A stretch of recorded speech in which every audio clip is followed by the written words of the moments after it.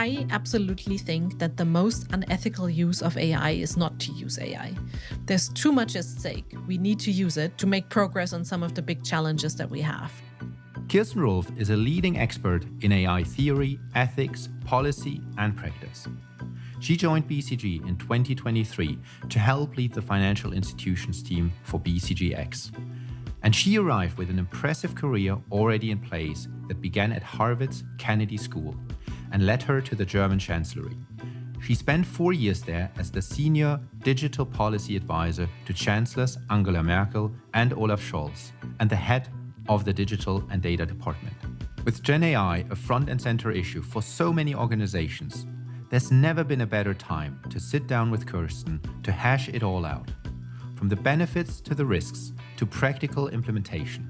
On this episode, we dig into all the big questions about biases, transparency, and Kirsten's advice on tackling the AI framework for businesses of all sizes. This is BCG on Compliance, a podcast that explores today's most pressing criminal trends and how compliance professionals are adapting to stay ahead of that curve. I'm Hanyo Seibert.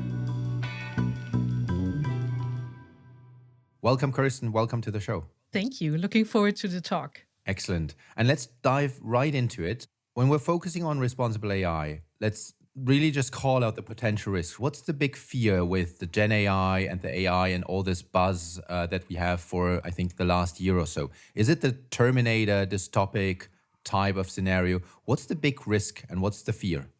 I think we have to look at risks on two levels. That Terminator risk that you mentioned, that's a systemic risk. And I don't think that normal users of AI that just use ChatGPT on a daily basis or other tools need to worry too much about the Terminator.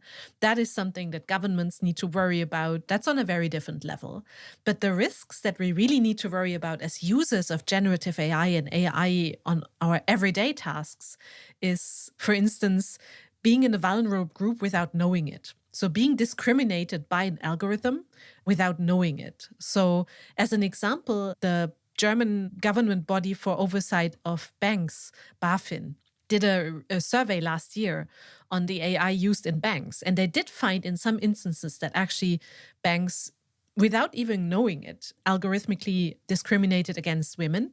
And that's, of course, because a lot of historic data on women are biased in a certain sense. So these are the everyday risks that we really need to worry about on a model level. And then on a sort of more wider level, we really need to think about, okay, what products do we want to introduce into society and what products do we not want to introduce into society? I think it's a nice also ethical question in a way when you talk about biases, for example, because some of the biases we might all have and they go undetected in some cases. And with AI, maybe they are much more structural and therefore also more detectable. So is that the way forward, really to kind of more structurally think about what models you build, how you use them, how they were calibrated, and then basically trying to model validate back to the data, the outputs, and the use of the output? We definitely need to be conscious that we don't train the AI to be more politically correct than the real world. So when we say, for instance, something is biased, well, maybe it's not biased. Maybe the reality and the facts and the data are just right. Smokers die more often and earlier than non-smokers. That's not biased. That's a fact. And we need to be very conscious that we don't build a perfect world into an algorithm that doesn't really exist. And we also need to be conscious that at the same time, structural biases that we all have don't end up in the algorithm and perpetuate that structural bias. For instance, against women, against people with migration backgrounds, against, other vulnerable groups. But those are two different things to be very conscious about in building a model. I find this quite fascinating. Being a migrant myself, a migrant to Germany, you obviously being a woman, because the setting is very similar, right? If you say smokers die, statistically saying, have a risk of dying younger than non-smokers, it's a very similar set, right? So what is discriminative versus what is a fact based on history, but the history has been discriminating. So distinguishing the two is becoming more and more complex. I mean, both for the tools and the Gen AI, but also for the humans interpreting it, right? Yeah, and also who sets the rules, right? I don't know if you read this New York Times article recently about the most important people in AI, and they named 12 people, and all of them were white men from America. So if they set the rules, both of us will be implicated by that because neither you nor I belong to that group. So we also need to be conscious, okay, who sets normal here? What does normal look like and what do we want it to look like? Yeah, it's a great point. And then maybe a challenge because Gen AI is a heavily accelerating topic and responsible AI is as well. But how would you define responsible AI? I would say responsible AI is essentially three things. First of all, it's that ethical component that we just spoke about. We will be the last people to live in a world without AI. Your children will not know a world without AI anymore because they will grow up in a world that is dominated by AI also on a very everyday basis. So that's the first point, the ethical implications of that. The second point is really quality assurance and user trust. That for me is a big component of responsible AI. Already 70% of consumers say that they are very conscious of companies having a responsible AI framework when they make their purchase choice. So quality assurance is definitely a factor here for companies that they should think about. And the third point really is that societal implication. Going forward, how do we want to work together, either as nation states or in multinational organizations, on this topic, and what rules do we want to set more globally?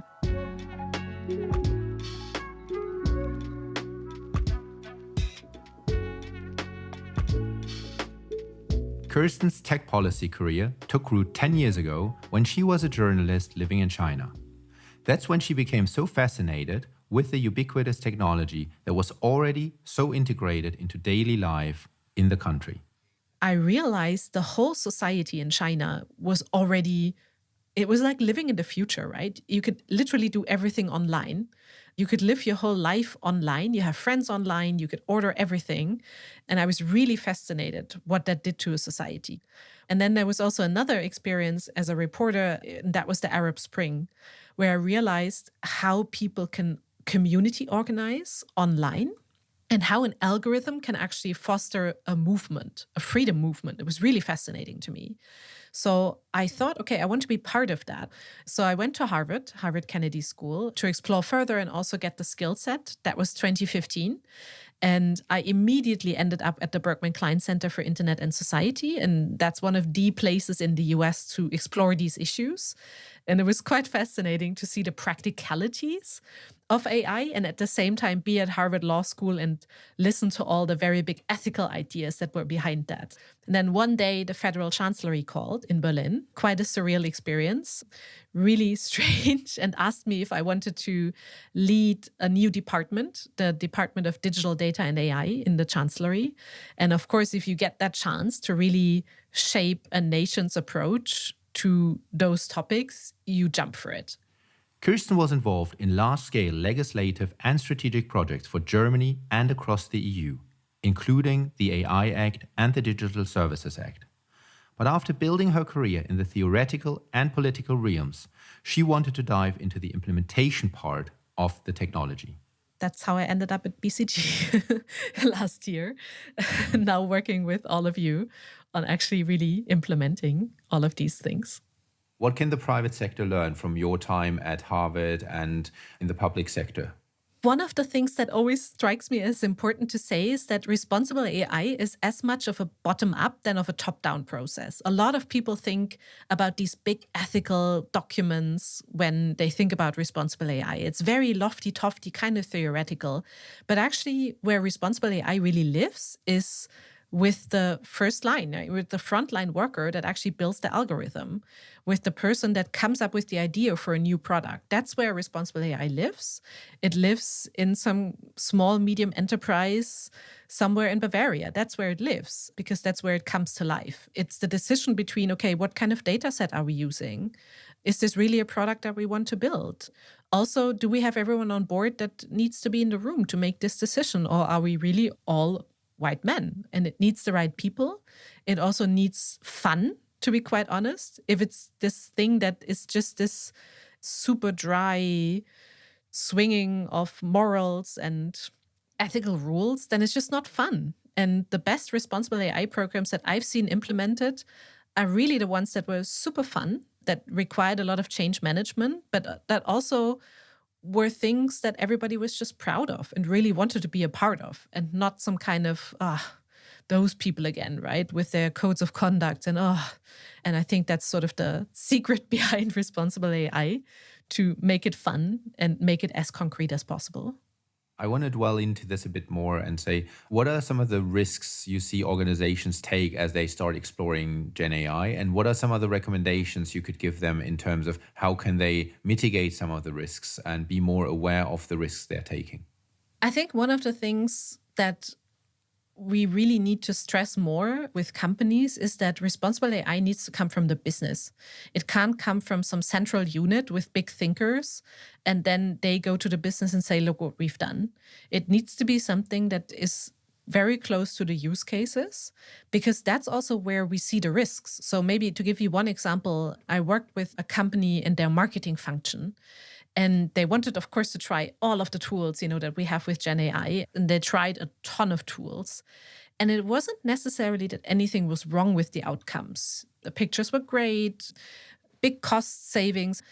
But then this really interesting discussion began where the people on the ground that worked with the tools, they were really like, okay, something's off here, right? Something's not quite right.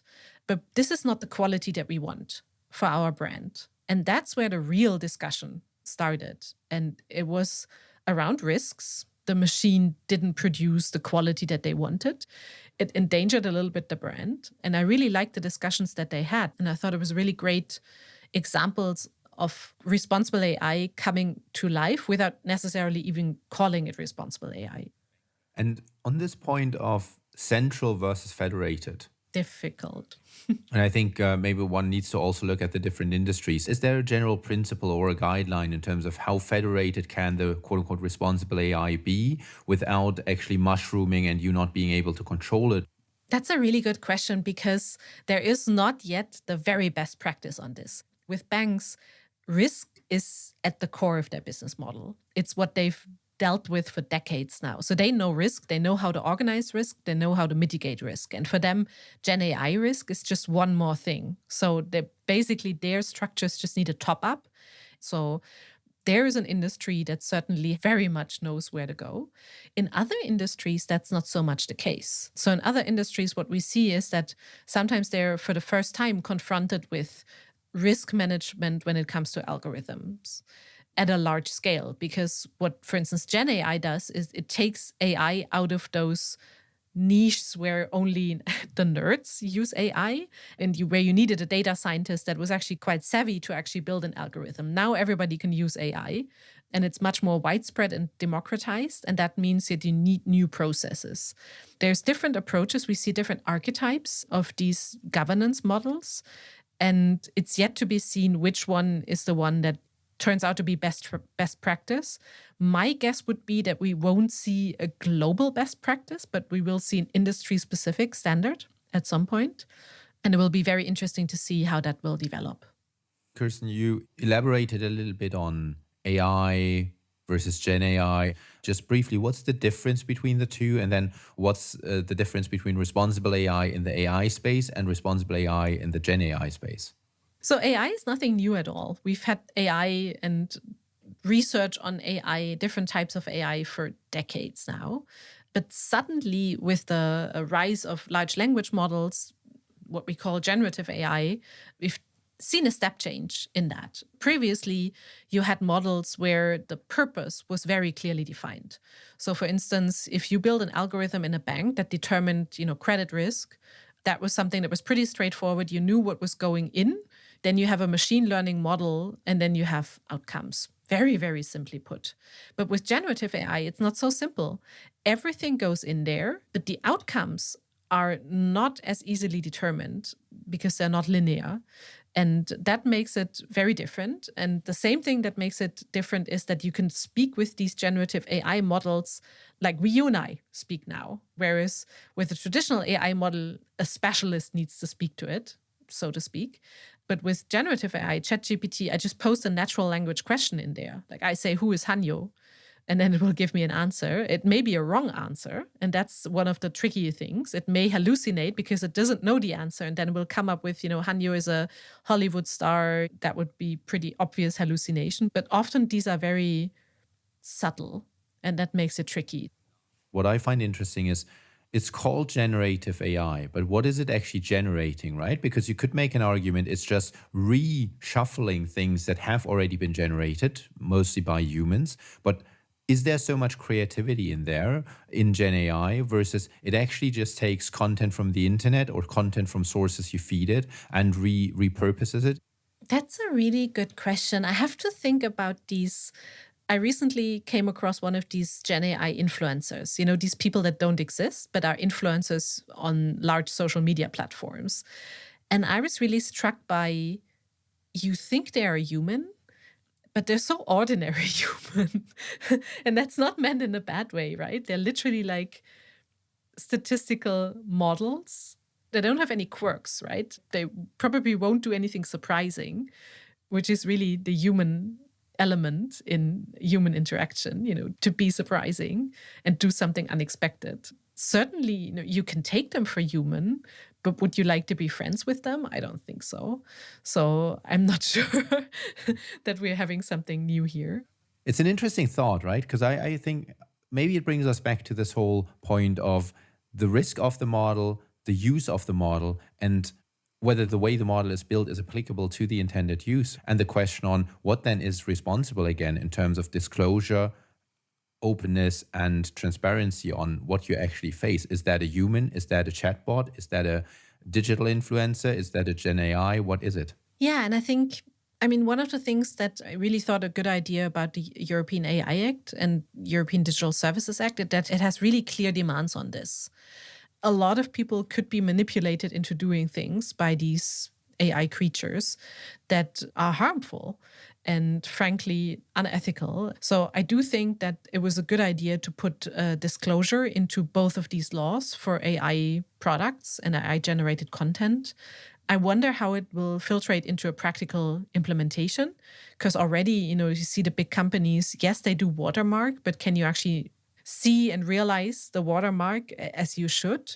How much text is already out there that nobody knows that it was created by an AI and nobody will ever be able to discern ever again, and it will just be replicated. So I really cherish that right of the user to know that they're possibly manipulated or possibly influenced by a non-human. It is going to be big. It is there to stay. I guess the question then is, how can an organization ensure that they participate in that innovation, in that potential of Gen AI or AI in general? But then how do they bring responsible AI to the DNA of the organization? Yeah, so first of all, I absolutely think that the most unethical use of AI is not to use AI. There's too much at stake. We need to use it to make progress on some of the big challenges that we have: climate change, health and pandemics, problems that we will see in the future, other issues that we will face, and even just, to make work better. Gen AI has tremendous value and also tremendous innovative potential there. How can an organization bring responsible AI really to life? Well, first of all, it shouldn't be an afterthought. What I see a lot is now currently organizations build use cases and then at some point, somebody sweeps in and comes up with principles, guidelines, etc. But it should be part of the journey from the very beginning. The second thing is that I think you can get very lost in this big topic of responsible AI. I see that with a lot of companies that think, oh my God, legally this is difficult. The AI Act is this 900-page monster document. It can be very overwhelming. So to have a framework, a very clear framework to go through and not forget anything as a checklist, I think is really important. And to me, people play a big role, but I also think that automation plays a big role, right? There are responsible AI tools out there, especially for companies that cannot manage thousands of algorithms or use cases that they have running every day by hand. So I think automation and a good triage system of what do we really need to look at, what are really the use cases where a human in the loop is necessary, Everybody that I talk to is worried about data leakage, is worried about being liable for something that happens with GenAI, is worried about cyber attacks, is worried about the legal risks of GDPR breach. And taking that anxiety away by implementing a really good responsible AI framework is accelerating innovation and is probably the key to unlocking more daring end-to-end transformations. I really like that. And in compliance, I always use the analogy of a car and brakes. Being German, I have to bring in car analogies, right? But the brakes in the car, you could also say, if you just look at the brakes, they're meant to slow you down. On the other hand, I think if you use the tool wisely, it's actually what enables you to actually drive faster because you know you're safe and you know how to use the brake and you can use it in different ways, right? And I think any trained driver would actually say, I'm not stepping into a car without a brake. Anyone should say, I'm not building a model without thinking about the responsibility aspects. Yeah, that's a great example. I really like that. Looking ahead, any tips on where I'd say the confused people in the organizations that say, as a leader, I want to engage my organization in the change, but I just don't know how to start? Yeah. So my take on this would be get started first and then look hard at what you really need to have a framework of responsible AI for.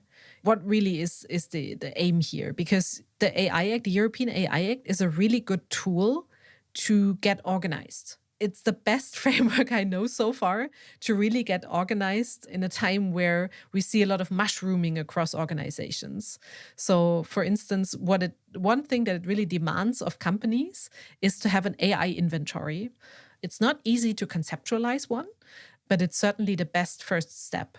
And then, really break it down. How can you triage those use cases? Which ones do you really need to look at? Which ones do you need a domain expert as the human in the loop? And which ones can you just authorize because there's little or no risk? And for those use cases, they're pretty good tools already. And those are already the most important steps towards compliance with the EU AI Act. And they're totally doable. How do you feel about the narrative that's out there about AI and GenAI? Yeah, one of the things that I thought really interesting at the beginning of the year was that, yes, we still see this being one of the top 3 topics for CEOs. This is still something that excites them and that they see the potential. At the same time, there's also this tendency to get tired a little bit of all the headlines and not go the hard way. And implementing generative AI at scale is really hard. You need to upscale a lot of people. There's just very, very few people that have been upskilled and retrained. You need to make the right tech choices. You need to work on data. And data governance is not a sexy topic. It's not something that CEOs are excited about, but that's something that you definitely need. And I hope that we don't get tired because we got the quick wins. But now to get the real potential out there, to get the real value, it takes work. And I hope that in 5 years, this will be the time that we look back on and say, okay, this is beyond the hype. We really use this technology for more than just creating pictures. We really made a change here. Thank you, Kirsten, for a great conversation. I think it's not going to be the last conversation we have on responsible AI. My pleasure. Thank you. That was Kirsten Rulf, Partner and Associate Director at BCG. What are the GenAI challenges in your industry? And how are you managing them? Join the conversation by connecting with us on your podcast app, writing a review of the show, or emailing us at bcgoncompliance@bcg.com. Be sure to subscribe to get more insights from compliance innovators. I'm Hanya Seibert. Thanks for listening.